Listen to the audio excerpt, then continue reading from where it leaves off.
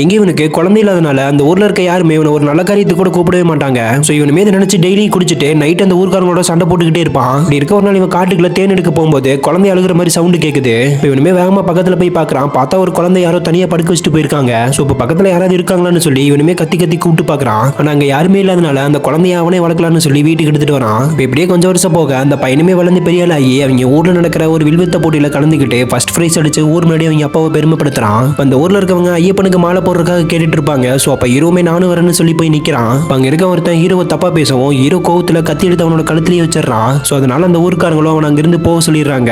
Hero அவங்க ஊர்க்காரங்களோட சேராம அவன் பையன் கையாலேயே மாலை போட்டுக்கிறான். இப்படி இருக்க அந்த ஊர்க்காரங்கள 3 பேர் நடந்து போயிட்டு இருக்கும்போது ஊருக்குள்ள புலி வரத பாக்குறாங்க. சோ உடனே ஊருக்குள்ள போய் புலி வந்திருக்குதுன்னு சொல்ல எல்லாருமே உள்ள போய் கதவை சாத்திக்கிறாங்க. இப்ப ஃபாரஸ்ட் ஆபீசர்ஸ்மே வந்து செக் பண்ணி பார்த்துட்டு ஊருக்குள்ள புலி இருக்கனால யாரையும் வெளியே வரக்கூடாதுன்னு சொல்லிடுறாங்க. ஆனா இதை கேட்காம அந்த ஊர்ல இருக்க மாலை போட்டிருக்கவங்க எல்லாம் அன்னைக்கு நைட்டு இருமுடி கட்டிட்டு மலையை விட்டு கீழே இறங்குறாங்க. அவங்க முன்னாடி அந்த ஊர்ல இருக்க 4 பேர் இறந்து கிடக்குறாங்க.